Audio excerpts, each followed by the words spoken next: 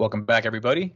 This is another episode of the Exodus Project. I'm joined with my good friend, Rabbi Stuart Federow, author of Judaism and Christianity: A Contrast. Also available in Spanish. Check the description of this video for this book and many others.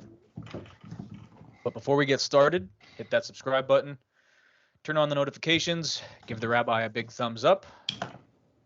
Yeah. Not just me, give you a big thumbs up. But today we are going to talk about, a very common reoccurring theme throughout the Christian New Testament. And with Christianity in general. Christianity in general, and that's really believing that the Torah is a curse, it's abrogated, it's nullified, right. It's a ministry of death. The law is a curse, that the law can't be kept, that the law comes to condemn you. Right. So, So we're going to cite King David a little bit and bring out what I like to call the Christian Kryptonite. Put these strong Christians down a little. So, why is it Christian Kryptonite? Why is it Christian Kryptonite? Steve.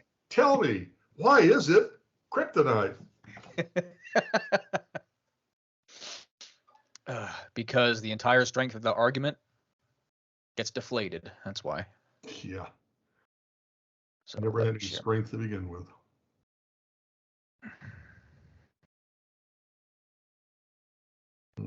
Let me know if it comes through okay. Absolutely. Christian Kryptonite, an Exodus project of Steve Eisenhower and Rabbi Stuart Federow. Okay. All right. So Paul's Greek dualistic view on the Torah versus the Spirit, aka the physical covenant versus the spiritual covenant. So Paul proposes that the Torah is a covenant of death, an imperfect system of the physical realm, transcended by the perfect system of the spiritual realm. He makes this clear in 2 Corinthians 3, Rabbi, if you want to read that.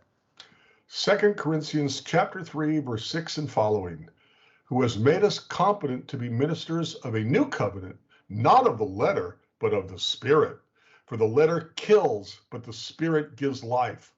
Now, if the ministry of death, carved in letters on stone, came with such glory that the Israelites could not gaze at Moses' face because of its glory, which was being brought to an end, will not the ministry of the Spirit have even more glory? For if there was glory in the ministry of condemnation, the ministry of righteousness must far exceed it in glory. Sometimes Paul writes, and he's so convoluted in his speech, he sounds like he's on drugs. Yeah. I think it's actually in. I think it's in 1 Corinthians. He actually is boasting about like his sufferings, right, to make him seem like the ultimate Christian, Right. And he actually says in there, it says, "I sound like a madman." He says that when he starts talking about, Jesus became a curse for us. How do you become a curse? Right. Can I become an exclamation? When Stuart became an exclamation, okay, when Steve became a question mark, I mean, it makes no sense. I'm telling you, it just sounds so weird to me. All right, so the point here that he's saying is that look at verse 7. If the ministry of death carved in letters in stone, what letters were carved in stone? He's talking about the 10 Commandments. Right. Yep. And he says, Torah came with such glory that the Israelites could not gaze at Moses' face because of its glory. It's not that they couldn't gaze at Moses' face. It's because Moses comes down from the mountain and his face is shining. Right, after being in the presence of Hashem. Yeah. And it scares them. Yep. So in order that they wouldn't be scared, he covers his face. Mm-hmm. Okay, but Paul says that, he covers his face so they wouldn't realize that it was all coming to an end anyway, which is like, if you put Moses at about, 1400 BCE, okay? Around there, yeah. And the destruction is 586, so let's round it off to 6. You're talking about 600 years later. 600 years later.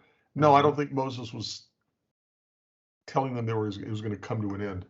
To the contrary, as we're going to see, there are plenty of verses that talk about the eternal nature of the covenant between God and the Jewish people, which means, and what's that covenant? That covenant is God's laws, the 613 mitzvot, 100%. commandments that we're supposed to be keeping. Right. And throughout Paul's letters, I don't know if you watched, I just did a couple on Paul's Gnosticism, like his Gnostic views. Right. Glory, the idea of glory or transcending into that, perfected man, that's completely Greek. Whenever he's talking about being glorified or following after the image of Christ, following after the example of Christ in being glorified, that's putting the physical away and because the spiritual becomes much more important. Which is also what he's getting at here, is like, if this physical covenant could have a spiritual side to it, how much greater would the new covenant be, right? Right, because if this thing of death had glory, imagine the thing of life, is really what he's getting at here. And he's saying that anything physical is less than everything spiritual. Yeah, it's Greek dualism, the body versus the spirit. Exactly. Very Greek, very Greco-Roman. The body is bad, the body is negative, but the soul is perfect. And Judaism tells this great story of how the body and soul are like a man who is blind sitting on the shoulders of a man who cannot walk, a man who is blind that has a man who cannot walk on his shoulders. And they are stealing fruit from another man's trees. And, when the man comes around, one gets off of the shoulders of the other. The man's not stupid. He says, look, either one of you couldn't do this alone. The only way you can steal my fruit is because you're taking it, together. Right. And as you act together, I will judge you together. Right. It's still looked at as a unit. Mm-hmm. So for sure. And by the way, how do you have the physical without the spiritual? How do you have the spiritual without the physical while we're on earth? I'm not talking about after the body's death. The Bible is explicitly clear in Ecclesiastes, the dust, the dust returns to dust from where it came. The spirit goes back, the soul goes back to God who gave it. Right. Well, that in itself, in the Gnostic Neoplatonic worldview, is that the body is actually a prison for the spirit. Right. How nice. What a great thing God invented. A lot of their Christian theology is very, very negative about God and God's inventions. Oh, totally. Okay. When God invents laws by which we're supposed to govern our lives, God creates the Torah, God creates the teachings. Torah means teaching, not law. Right, instructions, teachings. But it still includes the laws. Mm-hmm. How horrible of God, how terrible of God. Right, well, look at verse 9 on the screen, Rabbi. Right. That's exactly what you just said. Right. Ministry of condemnation, that's what he's calling the Torah.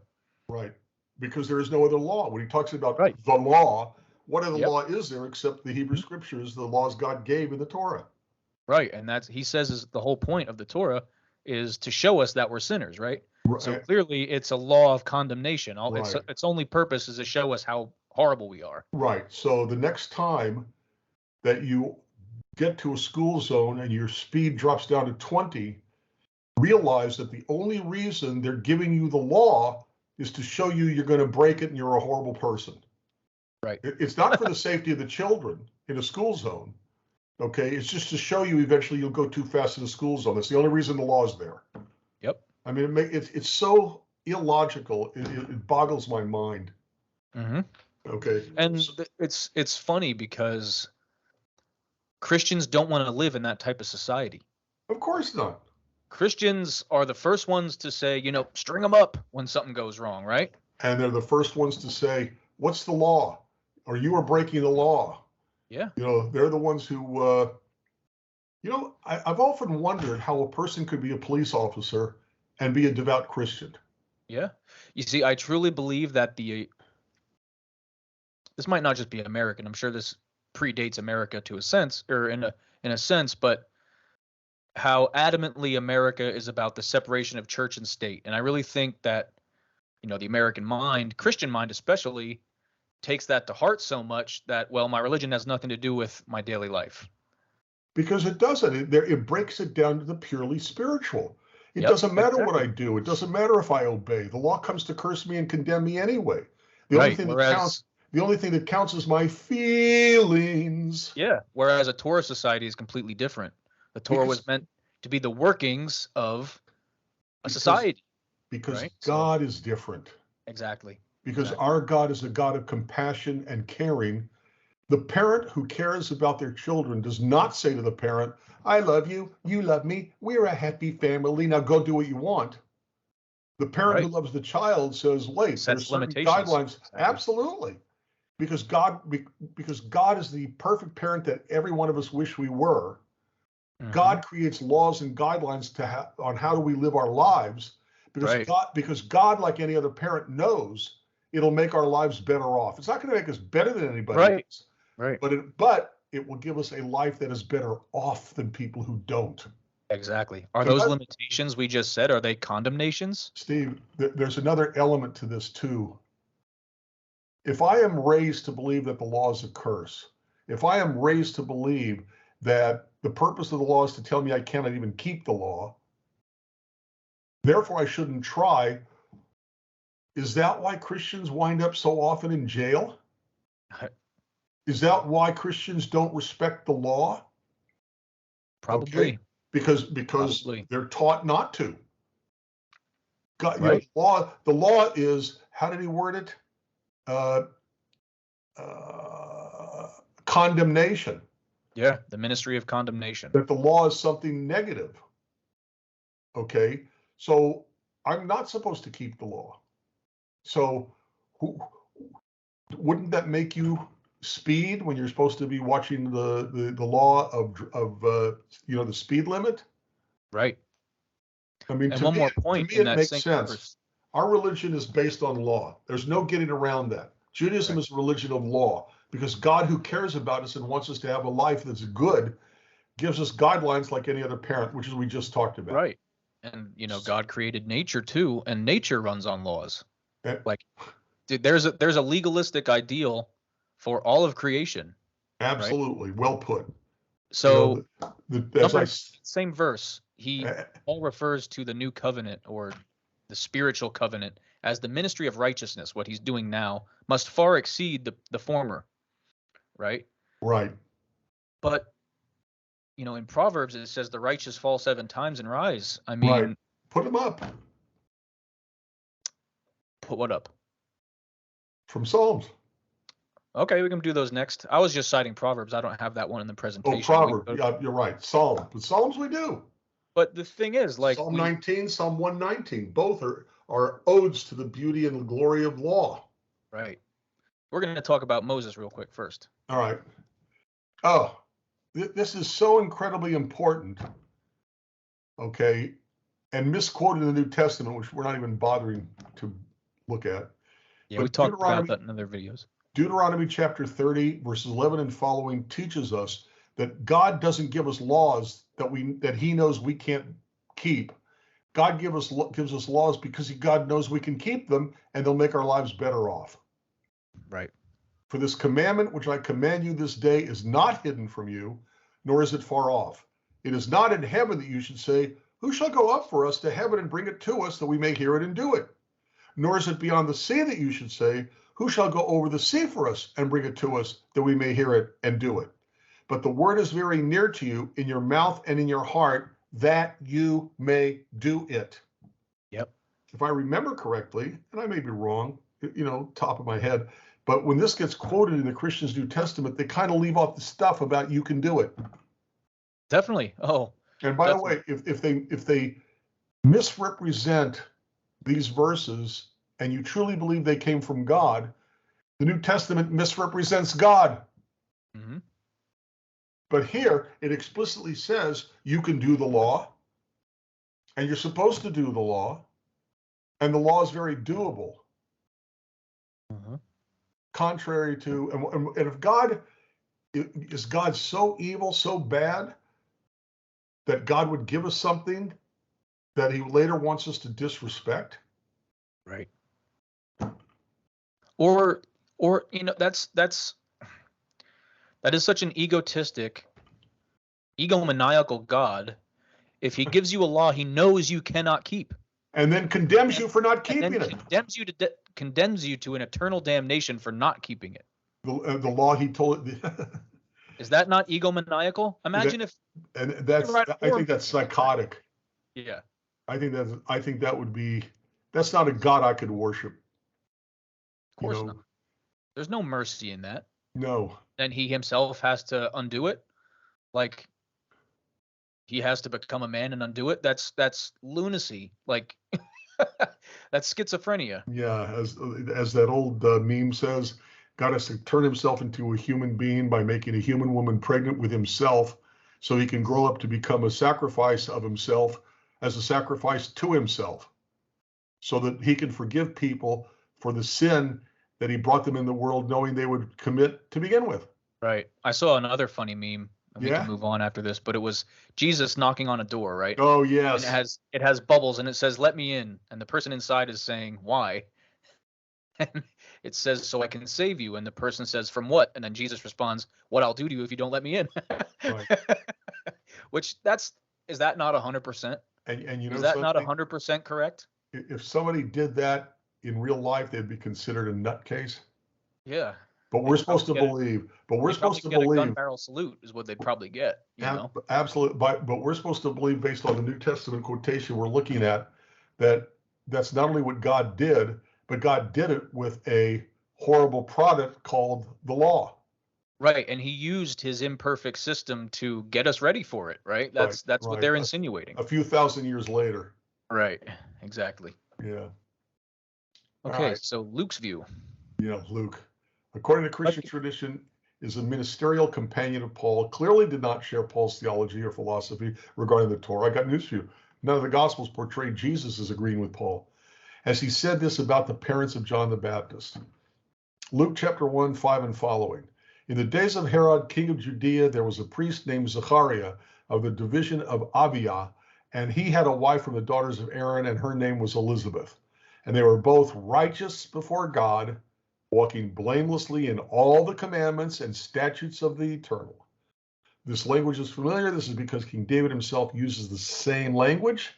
The man after the heart of God has quite a lot to say about the Torah from the longest chapter in the Bible, Psalm 119. Psalm 19 is also very pro-law too, by the way. I have a quote from 19 in here also. All right. But I just wanted to mention, Paul calls the new covenant the ministry of righteousness, that he's now ministering the ministry of righteousness about the Jesus message, right? So Luke 1:5 or Luke 1:6 makes no sense then. If they were both righteous, they already have righteousness. They're not condemned, walking blamelessly in all the commandments and statutes of the Lord, aka following the Torah. It says they're righteous. It doesn't say that they're condemned. No. So if Luke but I thought that nobody could be righteous. I thought it was impossible to be righteous. What's that? Galatians? None are righteous, no, not one. Galatians 3, I think. Yeah, somewhere in there. So when you want to adhere to your church's tradition that the church fathers are proposing, right? Keep that in mind. If Luke was really a ministerial companion of Paul and he wrote this gospel and they disagree that much, like, what's that tell you, people? What does Matthew say? Matthew said, that the Pharisees, who became the rabbis, people forget that the Sadducees, the Essenes, the Zealots all fell off. Okay, the Zealots were destroyed by Rome. The Sadducees lost the battle because the temple was their base of power, and the temple fell. The Essenes were the lunatic fringe, taking themselves out into the desert and staying away from the community and disobeying the laws for the first commandment, be fruitful and multiply, and they were celibate. Okay, The only ones left by God's desire, the only ones left were the Pharisees, who became the rabbis. And what does Matthew say about the Pharisees?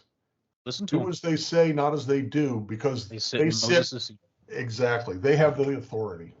I did a video on that recently, about if Jesus is the prophet like Moses that they try to say he is. And I mentioned, the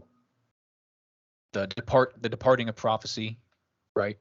How even Christians recognize that, what they call the 400 years of silence. right? So what was going on in those 400 years? It's just all of a sudden he decides to come back, right? Right. But he's clearly dodging that moniker of the prophet like Moses. If he's saying, no, listen to the scribes and Pharisees, like they sit in Moses' seat, he's clearly putting that to bed, Yep. So All right. moving on. So We let's got go a couple verses from Psalm 119. And we're not going to read every one. 119:1. Happy are those whose way is blameless, who walk in the Torah teaching, with Christians say, law of the Lord. 34. Give me understanding, and I shall keep your Torah. I shall observe it with my whole heart. Lead me in the path of your commandments, for I delight in it. Okay. 44 is big. So shall I keep your Torah continually forever and ever, and I will walk in liberty, for I seek your precepts. Okay.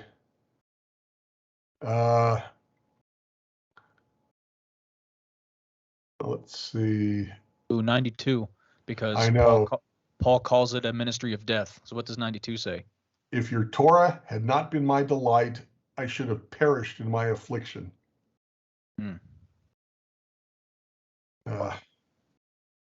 They're all great quotes. They're all from 119. Okay, go to the next one. Okay. Psalm 1:1. Happy is the man who does not walk in the counsel of the wicked, nor stands in the way of sinners, nor sits in the seat of the scorners, but whose delight is in the law, the Torah, the teaching of the eternal. And in his Torah, he meditates day and night. Psalm 19:8. The Torah of the Lord is perfect, reviving the soul. The testimony of the Lord is sure, making wise the simple. So if the Torah, the law, the teaching of God is perfect and it revives the soul, then how can Paul say about the law that it's so bad?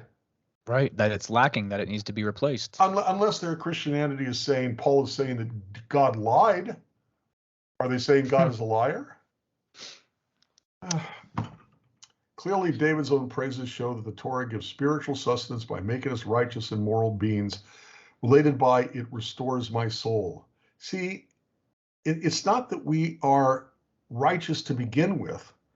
When we come out of our parents, out of our mommy, okay, we are neither, right. We're not evil, but we're not good either. Right, exactly. Okay, you are what you do. Mm-hmm. But if I don't do bad, it doesn't make me good. It just means I'm not bad. I have to pursue what is good. Right, and this is the most important factor of free will, right? Which Paul basically negates when he institutes the predestination idea. And you have no power in and of it yourself to be able to shake off the taint of sin that you didn't even do, but you inherited it from your ancestor Adam and Eve. Right. And they, I don't see how people revel in how they say that the New Testament and Christianity is so logical, and it's not logical. It doesn't appeal to the logic. It appeals to the emotions. Right. I always find it so funny that Christians are very quick to quote one verse from Psalm 119, a chapter that has 176 verses, and the only one they quote is a light to my path and a lamp to my, or a light to my feet and a lamp to my pathway. That's the only one they quote, right? They completely negate, completely omit the other 175 verses in the chapter that are continually saying how much David loves the commandments. If I'm in a cave and I can't see anything, I can trip, I can fall, I can stub my toe, I can break my leg, I can do all. But if I have a lamp unto my feet, talking about the law, okay, then it's for my safety's sake and my good living that I have that light. The law is a light. Yep. Amazes me what Paul writes sometimes. Okay. Right. Yeah, in conclusion on this slide, I just really wanted to bring out from Psalm 19:8.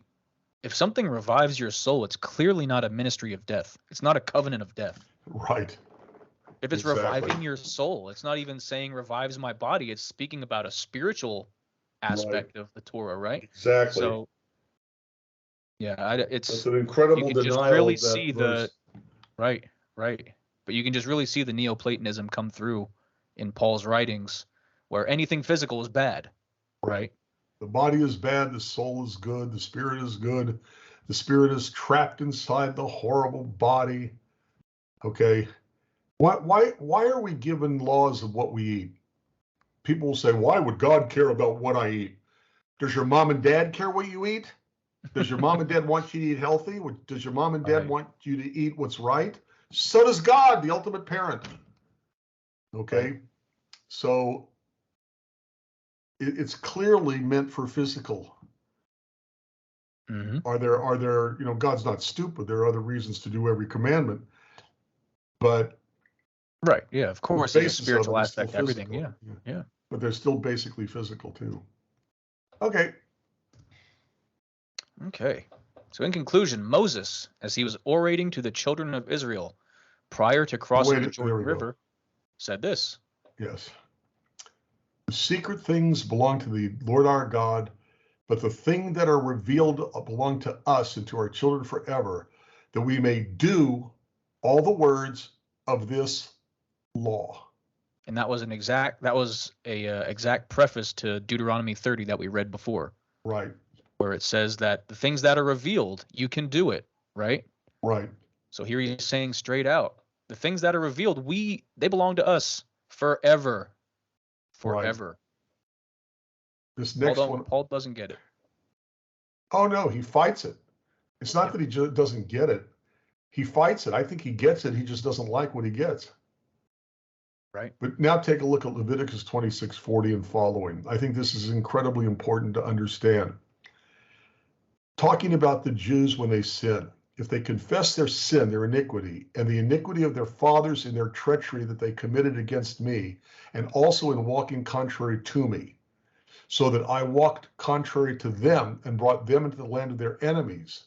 If then their uncircumcised heart is humbled, and they make amends for their iniquity, their sin, then I will remember my covenant with Jacob, and I will remember my covenant with Isaac, and my covenant with Abraham, and I will remember the land. What is this saying? It's saying when you sin, stop doing the bad, start doing the good, and God will forgive you. Wait a minute. If the purpose of the law is to condemn you, then if you start doing the law again and it frees you and it gets you forgiveness, how can it be a bad thing? And the next thing I'd like to point out is look carefully at verse 42, Leviticus 26:42. Then I will remember my covenant with Jacob, and I will remember my covenant with Isaac, and my covenant with Abraham, and I will remember the land. If the covenant God made with Jacob replaces and denies the covenant that God had already made with Isaac, why does God mention remembering the covenant with Isaac here? If the covenant with Isaac replaces, denies, denounces, renounces the covenant God had already made with Abraham, then why does God mention all three? The covenant with Jacob, and I will remember the covenant with Isaac, and my covenant with Abraham. Every time God makes a covenant with the Jews, which includes Moses, it's not a different covenant. It reaffirms and reestablishes all the covenants God had already made with the Jews beforehand. Right. And that's evident because otherwise, all God would have had to have said was, I will remember my covenant with Jacob, and that's it. Yeah. But by having to say, remembering the covenant with Isaac and remembering the covenant with Abraham, once the covenants are made, they're eternal. Right. And Therefore, I want to zoom in very carefully on 41. I was going there next. So that I walked contrary to them and brought them into the land of their enemies. Well, if you're in the land of your enemies, guess what you don't have if we read the Tanakh? A temple, right? Right. So no sacrifices. And what do? You humble your uncircumcised heart. You make amends for their iniquity. Yep. And it says in other places, you pray. But most important of all, stop doing the bad, start doing the good. God will forgive you. And what's the good? Doing the commandments. Right. The law. In Psalm 119, we have a verse that says, I will offer the free will offerings of my lips. And you have that in Hosea 11:9 too. The bulls of our lips. Yep. Right, exactly. I'm sorry, 11. I said 11:9. You have that in, it's in Hosea, and I can't remember the chapter and verse now. Right. I just want to mention here, like the bulls of our lips verses. certain messianic apologists would say that only is in effect when you don't have a temple. David was saying it. So sorry, people. He had the Mishkan in Shiloh. So I'm sorry, but that doesn't check out. Solomon himself built the temple. Yeah. Built the temple, provided for everything they've got, constructs it. And what does he say in 1 Kings 8 when he's dedicating the very temple where the sacrifices are going to take place? Yep. He says, one day you're not going to have this place. And what are you going to do instead? Turn to this place and pray. Turn towards this place to pray. Repent. Feel sorry for the fact that you did it. And most important, don't do it again. Right. That's called repentance. Yep. Pray, repent, stop doing the bad, start doing the good. God forgives you, even without sacrifices. And Solomon says that, dedicating the very place where all the sacrifices are going to take place. Yeah. I don't see how you can get more clear than that. I really don't. Finally, at the bottom, Paul claims that he had revelations directly from God that gave him the authority to preach his message. How do you prove that? You don't. Can't. This passage in Deuteronomy goes to show Paul's claims could not be further from the truth. Yep. All right. I don't know how I get much clearer than that. I honestly don't see how you can get clearer than that. I think Paul knew it, but he was completely denouncing God's word, completely rejecting God's laws. Yeah. And moving to basically a dying, saving man God like you had in, the Greco-Roman world in which Saul of Tarsus was raised. Right. The patron god of Tarsus was Mithra. Go look up Mithraism. And not to mention, Tarsus also had one of the first Greek philosophy schools of learning, a university of Greek philosophy right in the city. Yeah, I didn't know that. Yep. Not surprised. Yeah, check out my if you haven't, check out my my video. It's called The Undercover Antiochus. It's about Paul and that's clever. And his cool home base title. was his home base was in Antioch. So I called him The Undercover Antiochus. Check that one out. I think you'll really like that one. Okay. It really goes into like a little bit of early church history and what the significance of Antioch and all that really has to do with that. And I think you'll like that. I don't get it, Steve. I don't see how people can watch all the videos you produce and stay Christian. Yeah. I like to think Ezekiel 14, they've created an idol in their heart. So sometimes I guess it just comes down to not letting your heart be circumcised, right? I guess. Yeah, I don't know. I mean, I was in it, man. Like. Yeah, but you came out. Yeah, I did, but I'm not gonna lie. I was honestly seeking. I don't want to say that some people aren't honest, but I was dealing with a lot because I was studying a lot and already had a lot of questions and was getting no answers. Like it was actually kind of sad because in the church I was ministering in, I was the youngest person on the ministry team, and the other ministers were asking me questions, right? So I was studying a lot. I mean, I was giving seminars, like paid seminars. I was on the payroll at the church. I should be so lucky. And finally, I was just like, it's phooey. You're telling me what so many people who've converted fully to Judaism have told me before. They start out devoted and truly Christian, deeply into their Christianity, but they start reading. That's a big mistake. And they start asking questions. That's an even bigger mistake. Mm-hmm. They bring the questions to their ministers. Their ministers don't have the answers. The ministers eventually condemn them for having questions because you're supposed to not have questions to be faithful. It begins to get abusive, and that's when you have to turn to other avenues. Yeah. And the avenues they turn to because they think it'll be better is Messianic Judaism. Well, thankfully, I never went that route. I had no desire to be around those people. Yeah. Well, a lot of people still go to the Messianic Jews, they wind up with the same questions. They wind up getting the same non-answers. They wind up getting the same rejection. Some being told the devil got a hold of them. And then finally they come to Judaism and start getting all the answers they're looking for. Yep. Very, very common. Definitely. Common story. Yep. All right. Yeah, so I just know you, Rabbi Tovia Singer, Rabbi Skoback, William Hall, I thank God for you every single day. So Well, I thank God for you too, Steve. I appreciate it. Seriously. All right. But before we finish up, everyone, Rabbi Stuart Federer, get this book, Judaism and Christianity, A Contrast, English and Spanish, in the description. Oh, you're all fuzzy. That's because I'm getting rid of that no focus. I can't stand that.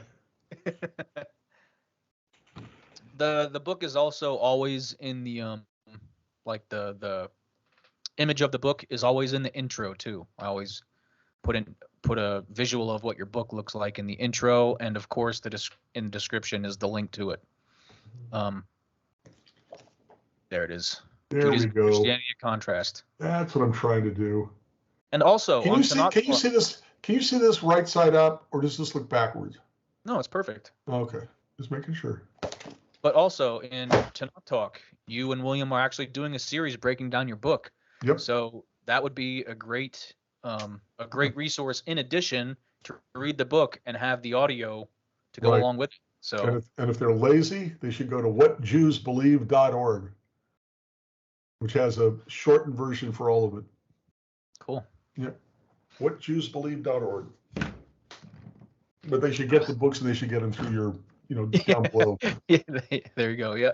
The description. I should see if I can get the ebook link down there too, but I don't know if that'd be possible. I don't know how that works. But either way, guys, that link will take you right to Rabbi Stuart Federer's book and all the other resources we have down there.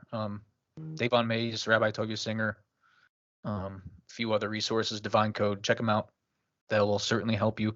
There's also some stuff that's not in that necessarily counter-missions vein. We have comparative religion stuff, like the Jesus and Horus connection. That one's very cool. I would definitely suggest that one. Mythmaker by Chaim Maccabee. Brilliant book. Great book. That's on my bibliography. Sure, for sure. And also Caesar's Messiah is down there by Joseph Atwell.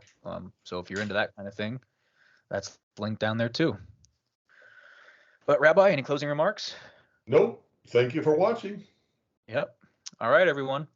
This was the Exodus Project. I'm Steve Eisenhower, Rabbi Stuart Federer. We'll catch you next time.